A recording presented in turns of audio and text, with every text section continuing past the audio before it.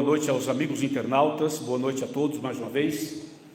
Ontem tentamos transmitir aqui, mas tivemos um problema, estou falando para o internauta especialmente, mas hoje nós estamos aqui usando esse microfone aqui também, como um plano B, para que a gente tenha um som melhor e consiga transmitir para vocês uma mensagem com qualidade e possa chegar até você a palavra de Deus.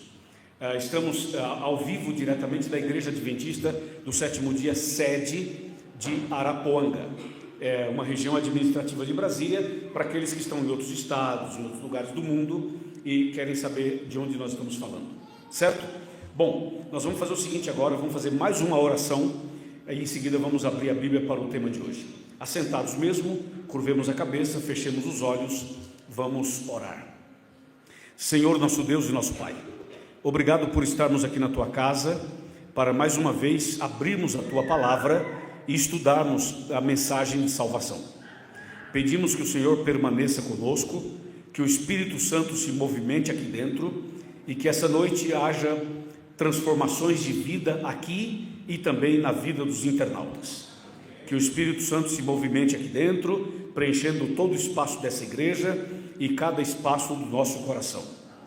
Nós pedimos essas bênçãos com o perdão dos nossos pecados, em nome de Jesus, amém. Amém. Por favor, abram suas Bíblias comigo no livro de Isaías. Isaías capítulo 58, versículo 12. Repetindo, Isaías capítulo 58, versículo 12. Toda a nossa mensagem hoje está focada nesse versículo. No finalzinho eu vou citar um outro texto, aliás, eu vou citar vários, mas no finalzinho a gente vai ler mais um texto. Mas para começar, nós vamos ler Isaías 58, verso 12. Quem já achou, diga amém. Amém. Estou vendo que tem umas pessoas, poucas, que ainda estão procurando. Vou esperar um pouquinho para que as pessoas que estão procurando o texto consigam encontrar e a gente possa ler todos juntos. Enquanto isso, eu quero mandar um abraço para o Oswaldo de Araçoiaba da Serra. Oswaldo está ao vivo com a gente, está conectado com a gente. Ele é irmão do pastor Guzmão e quero mandar um abraço para toda a família que está conectada conosco. Também nós temos pessoas conectadas conosco em Planaltina de Goiás. Várias famílias lá nos comunicaram que estariam hoje conectadas conosco e nós mandamos um abraço para essas pessoas também. Todo mundo achou? Isaías 58, 12 diz assim: os teus filhos edificarão as antigas ruínas, levantarás os fundamentos de muitas gerações, e serás chamado reparador de brechas e restaurador de veredas, para que o país se torne o que, pessoal? Habitável. Até aqui. Eu vou pedir a vocês a gentileza de olharem para mim, para a gente conversar sobre o texto, e a você internauta que fique atento, por favor. E eu queria um feedback de alguém que possa entrar aí no YouTube e ver se o áudio aí no seu celular. Aqui não, mas aí está ok, já verificou? Ok, está ok? Ótimo, vocês vão monitorando para mim, para que a gente não tenha uma queda como tivemos ontem, tá bom? Mas não vai cair não, em nome de Jesus. Pessoal, prestem muita atenção nesse texto que a gente acabou de ler. Para entender esse verso, eu queria dar um panorama sobre o livro de Isaías. O livro de Isaías é um livro sensacional, é um livro extraordinário. Olha só, o livro de Isaías é um livro profético, tem muitas profecias, mas é o livro mais messiânico do Antigo Testamento. Não tem nenhum livro no Antigo Testamento mais messiânico do que Isaías. O que é livro messiânico? É que fala do Messias. E quem é o Messias? Jesus. Então Isaías é um livro cristocêntrico, é um livro messiânico, mas é também um livro profético. É Isaías que fala que Jesus nasceria nessa terra através de uma virgem, é uma profecia. É Isaías que fala que Jesus é o Deus forte, príncipe da paz e pai da eternidade. É Isaías quem diz a cidade que Jesus ia nascer, Belém. É Isaías que diz que Jesus já existia antes de nascer, porque Jesus é Deus, só que ele deixou o céu e veio aqui se tornar um homem como nós. Isaías fala tudo isso. E Isaías é o único livro do Antigo Testamento que narra os últimos momentos da vida de Jesus. Sabe aquele momento em que ele pega a cruz, vai para a via dolorosa, começa a andar, e Isaías 53 fala assim: como um cordeiro foi levado ao matadouro, como ovelha muda perante seus tosqueadores, ele foi humilhado, rejeitado, ele foi pisoteado, mas não abriu a sua boca. Tudo isso está em Isaías. Então vocês imaginam que o livro de Isaías é um livro importantíssimo, porque trata de todos esses assuntos. Agora tem uma curiosidade sobre Isaías, que eu acho que vocês vão gostar de saber. Isaías é considerado, viu Pedro, você que é pastor também, olha só, Isaías é considerado, sabe o quê? Uma mini bíblia. O livro de Isaías é considerado uma mini bíblia, sabia? Olha que interessante, escuta essa, o senhor vai gostar. Como é que o senhor chama? Carlos. Carlos, você vai gostar, irmão Carlos. Quer ver uma coisa? A Bíblia Sagrada inteira tem 66 livros, e Isaías tem 66 capítulos. A Bíblia Sagrada, os 66 livros, são divididos entre Velho e Novo Testamento, certo? 39 no Velho e 27 no Novo, ok? Isaías também é dividido assim. Os primeiros 39 capítulos de Isaías têm uma mensagem parecida com a mensagem do Velho Testamento, e os últimos 27 capítulos de Isaías têm uma mensagem parecida com o Novo Testamento. Então Isaías é considerado, o livro de Isaías é considerado uma mini Bíblia, porque tem as características da Bíblia. Veja que interessante tudo isso. E por que eu escolhi o capítulo 58 e o verso 12? Por uma razão extremamente forte. Quer ver? Atenção à pergunta que eu vou fazer para vocês e também para os internautas, pessoal do YouTube. Vocês já ouviram por aí alguém dizer assim: Deus tem um plano para você? Já ouviram isso? Já ouviu alguém falar assim: Deus tem um plano para você? É muito comum a gente ouvir isso. Deus tem uma promessa na tua vida, hein? Tem uma promessa, tem uma revelação para você, hein? Não desista, fica firme. Tem uma promessa, tem uma bênção, tem uma revelação, tem um plano.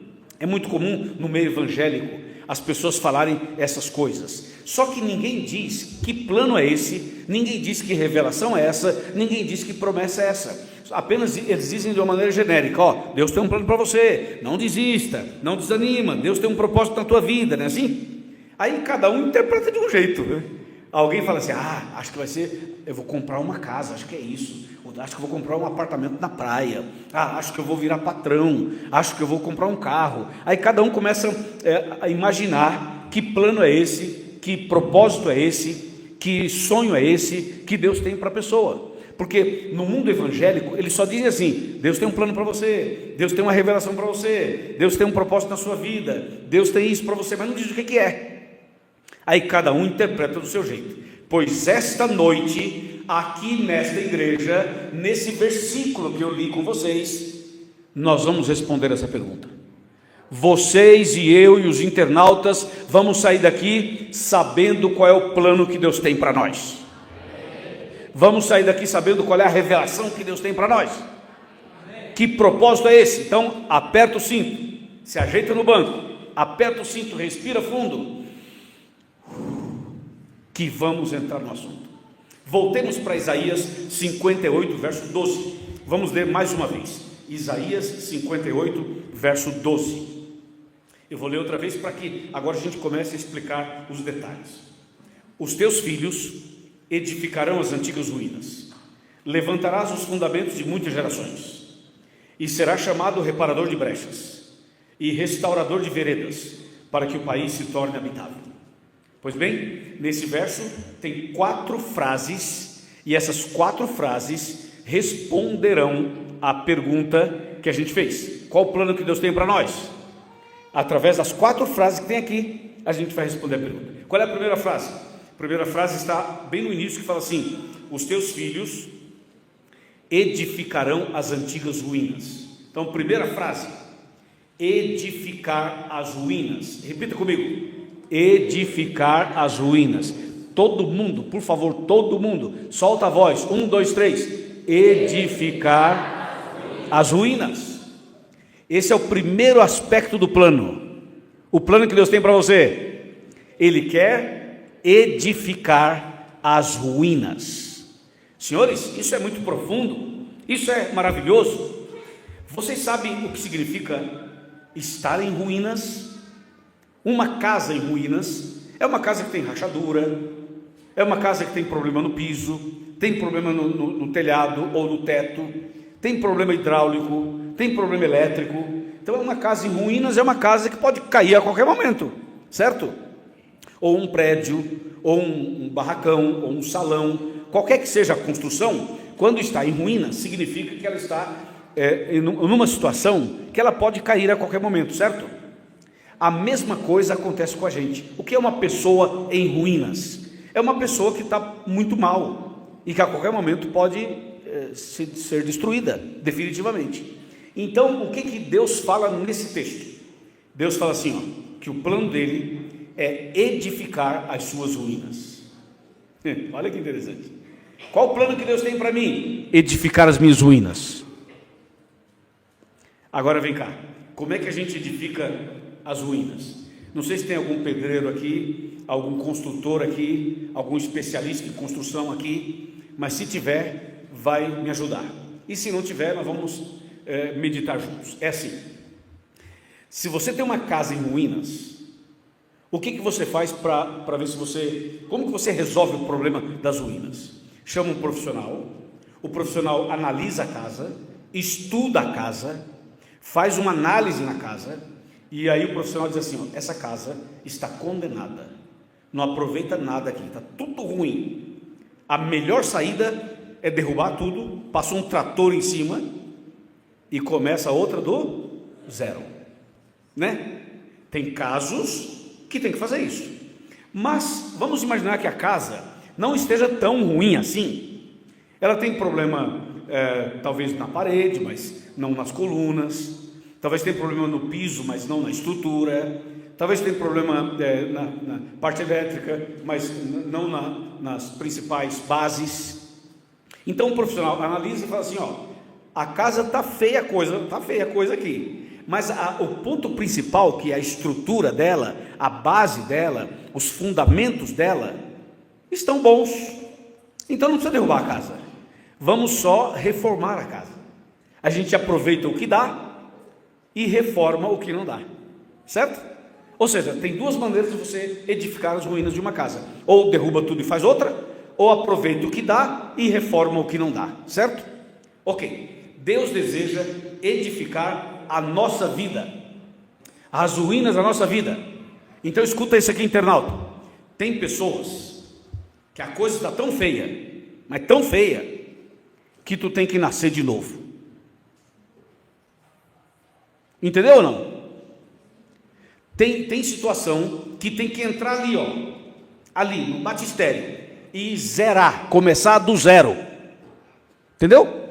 Passa uma borracha, apaga tudo que passou e começa de novo, do zero. Mas tem casos que não precisa disso aí. Tem casos que uma oração resolve. Tem casos que um jejum resolve. Tem casos que um programa de consagração resolve. Entendeu ou não? Então, é o mesmo esquema da casa. Tem casa que você pode aproveitar o que está bom e consertar o que está mal. Mas tem casa que tem que derrubar tudo e fazer outra de novo. Então, o que Deus quer fazer com você e comigo? Ele quer edificar nossas ruínas. Onde estão as suas e as minhas ruínas?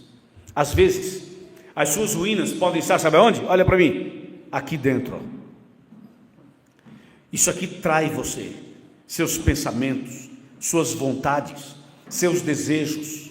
Você não domina, entendeu? Você fala assim, não, eu vou controlar. Você não controla. Às vezes as suas ruínas estão aqui dentro da tua cabeça. Existem pessoas que vivem outros tipos de ruínas. Tem gente que o problema delas está ligado à mentira. Tem gente que mente, mentiroso, e ele sabe que está mentindo, mas mente assim mesmo, e não consegue vencer isso. Aí pode estar suas ruínas. As ruínas podem estar também numa prática pecaminosa que você não consegue deixar. Tem uma prática pecaminosa que te acompanha durante muito tempo e você já decidiu deixar, já uma vez parou um tempo, mas você volta naquele negócio e não consegue se livrar disso. Ali está a sua derrota, ali estão as suas ruínas. Às vezes, as ruínas estão, sabe onde? na sua falta de comunhão com Deus. Você não estuda a Bíblia, você não ora, você não canta louvores a Deus. Então aí está o seu problema. Mas pode ser que o problema esteja na família, no casamento, pode ser que esteja em algum cantinho do seu coração que ninguém tem acesso a não ser Deus, só Deus tem acesso. Então a pergunta é: onde estão as ruínas da nossa vida? Em que área? Qual é o seu problema? Onde é que está o problema? É no quarto? É na sala? É na cozinha? Onde que está? Em que área da sua casa? Onde é que está o problema? E aí você identifica o problema, identifica as ruínas, e aí você diz assim: agora tem que resolver esse problema. E Deus está disposto a edificar sua vida, a consertar o problema, a resolver o problema, a mudar seu coração, seus pensamentos, sua vida, e te dar uma vida nova, edificada, restaurada, para a honra e glória do nome do Senhor.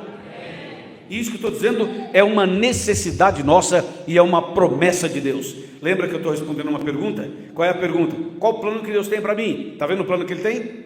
Esse aqui é o primeiro aspecto do plano. Tem mais 3, são 4 no total, para você entender finalmente qual é o plano que Deus tem para você, e sair daqui hoje dizendo assim: agora eu entendi o plano que Deus tem para mim, e agora a minha vida vai mudar, a partir de hoje vai mudar, vai ser diferente pela graça do Senhor Jesus. Amém.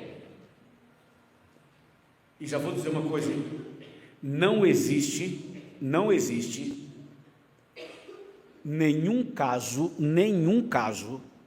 não existe nenhum caso, olhem bem para mim, não tem nenhum caso que Deus não tenha solução. Não existe. Todas as pessoas podem ser alcançadas pelo poder de Deus. Entendeu? Falando para você que estava ali atrás aquela hora, a garota ali. Não há nenhum caso que Deus não resolva. Deus pode resolver toda e qualquer situação. Ouviu? Não existe impossível para Deus. Não existe. E é importante que você tenha isso claramente na sua cabeça. Não existe impossível para Deus. Amém? Vamos para o segundo aspecto do plano. Isaías 58, verso 12 diz: edificarão as antigas ruínas, e aí diz assim: e levantarás os fundamentos de muitas gerações. Até aí. O segundo aspecto do plano é: Deus deseja levantar os fundamentos. Ou seja, Deus não quer apenas edificar as ruínas. Deus quer que haja, depois de edificados, Deus quer que haja fundamento na nossa vida, estrutura, base sólida. Por quê? Não adianta Deus te dar um novo coração e você tentar viver daí para frente sem um fundamento, sem uma estrutura que te dê a sustentação necessária para uma vida constante, vitoriosa constantemente. Entendeu o que eu falei, não? Por exemplo, não adianta você comprar um carro, você compra um carro e já passa lá e enche o tanque. Encheu o tanque de combustível. O carro é novo e o tanque está abastecido, cheio. Aí você vai usando, vai diminuindo o combustível até acabar o combustível. Se você não colocar mais, não adianta ter um carro novo. Sem combustível não funciona. É igual nesse processo aqui. Nesse processo aqui é assim: primeiro Deus quer edificar as suas ruínas, e depois, para que você não volte para as ruínas, para que você não volte a ter as ruínas que você tinha, Deus fala assim: agora eu quero levantar na sua vida os fundamentos. E esse é o grande segredo, irmãos. O grande segredo é esse. O que são esses fundamentos? Vamos explicar agora. Os fundamentos que Deus quer levantar na nossa vida são os fundamentos bíblicos doutrinários. Vocês sabem que a maioria das pessoas tem um conhecimento superficial da Bíblia. É como se você construísse uma casa na areia. Construa uma casa na areia para você ver o negócio. em pouco tempo ela vai cair.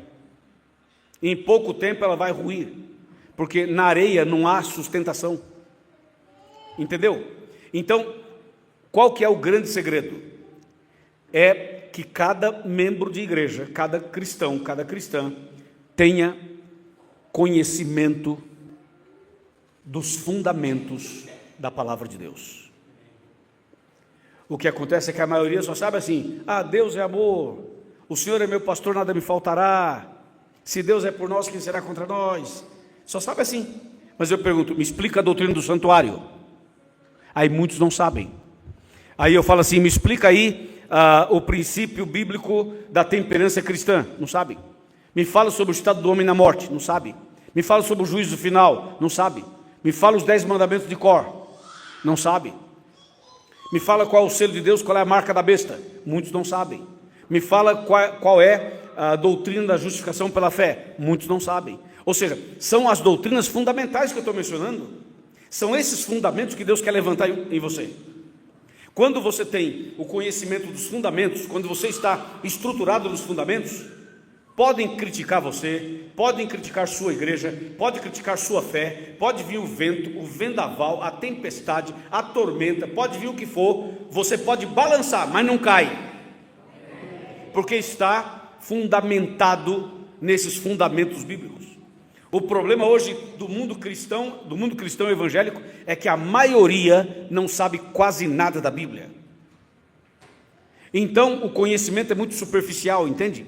A fé e a religião é muito superficial, e por isso não avança.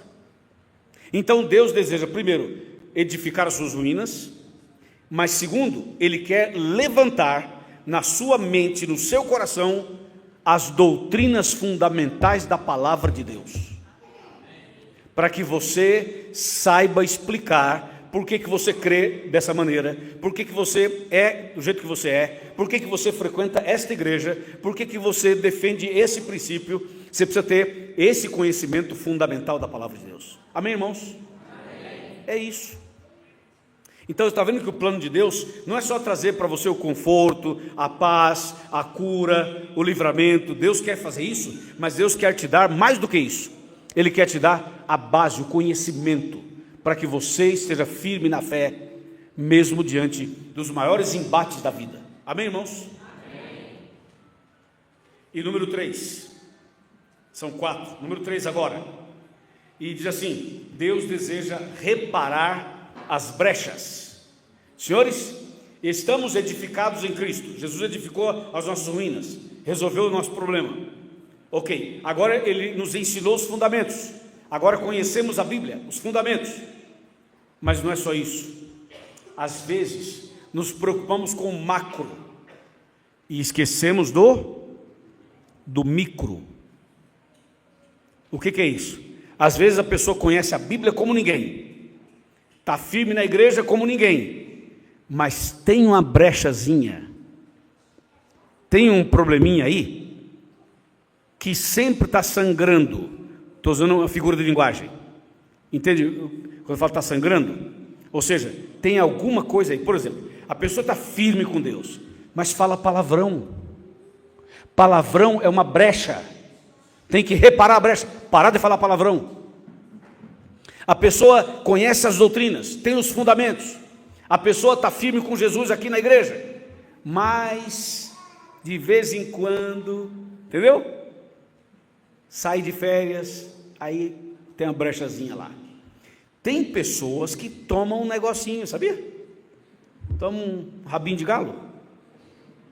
A pessoa é da igreja, mas tem lá um negocinho lá em casa e ó. Eu falo assim, não, é só em casa, assim, só para alegrar um pouquinho e tal. Isso é uma brecha. Nós cristãos não bebemos bebida alcoólica, em hipótese nenhuma.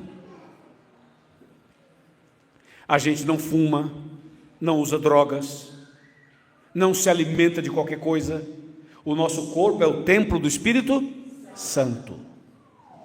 Então, quando fala aqui que Deus quer reparar as brechas, quer dizer, Deus quer resolver aqueles problemas que ninguém vê. Por exemplo, tem pessoas que estão na igreja, conhecem os fundamentos, aceitaram Jesus, mas olha para mim, mas tem ódio no coração. Ninguém sabe, mas tem um ódio aqui. Não gosto dessa pessoa. Não vou com a cara daquela ali. Ali não desce, aqui não me desce. Entendeu? Então, essa raiva, esse ódio, essa mágoa que você tem, é uma brecha. E é por essa brecha que o inimigo entra.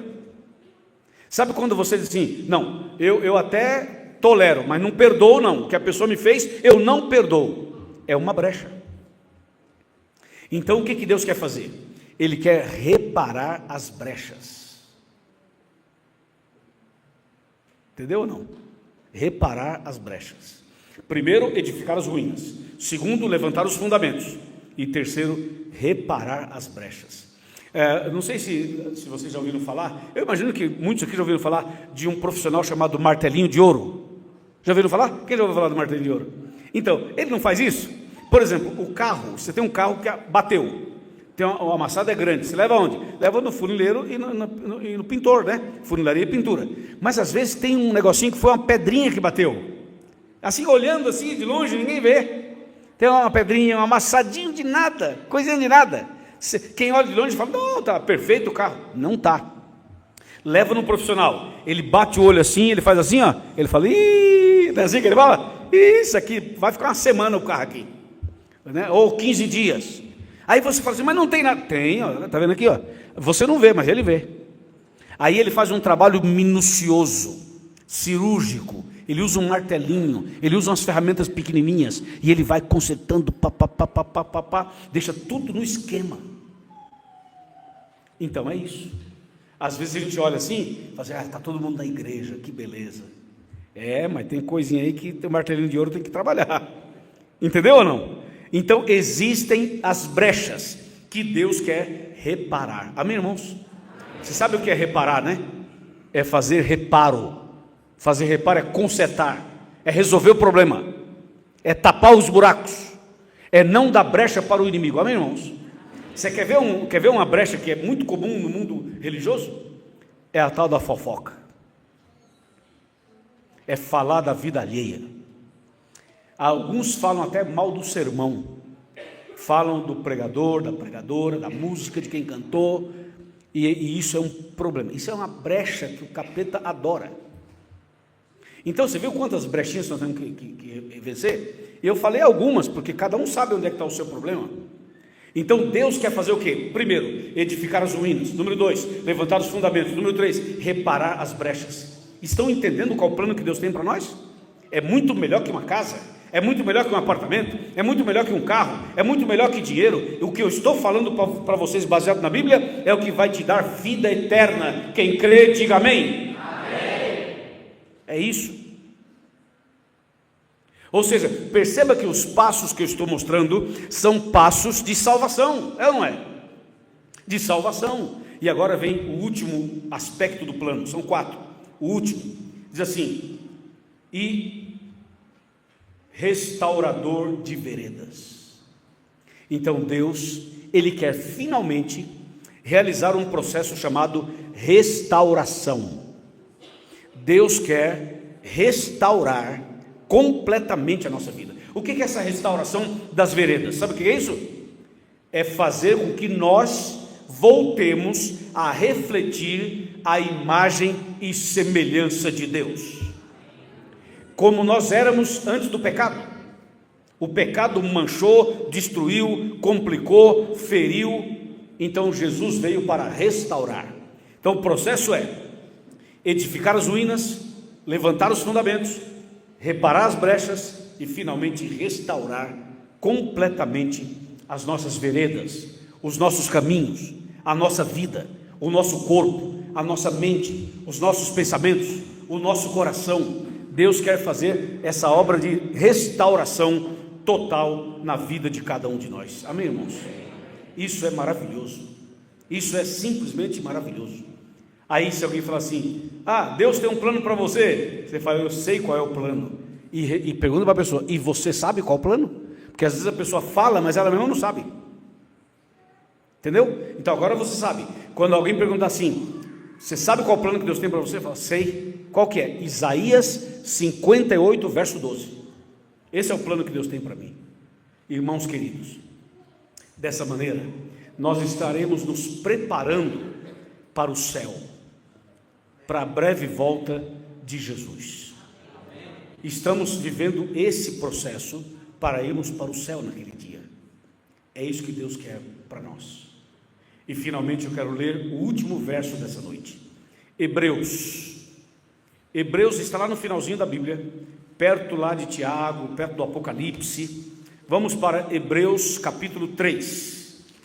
Atenção, amigos do YouTube, está tudo bem aí? O pessoal está acompanhando? O áudio está certinho? Ah, que bênção, graças a Deus por isso. Vamos então para Hebreus capítulo 3, versículos 7 e 8. Atenção, amigos internautas, Hebreus 3, 7 e 8. Diz assim a palavra do Senhor. Posso ler?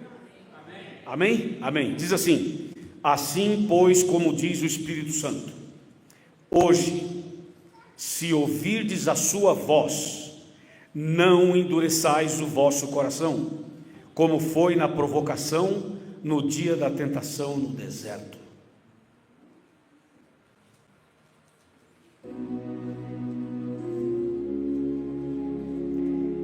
Esse é o recado de Deus para nós.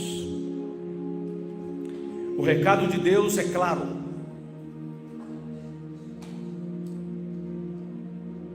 Se você ouviu a minha voz, se você está ouvindo a voz do Espírito Santo, não endureça o seu coração.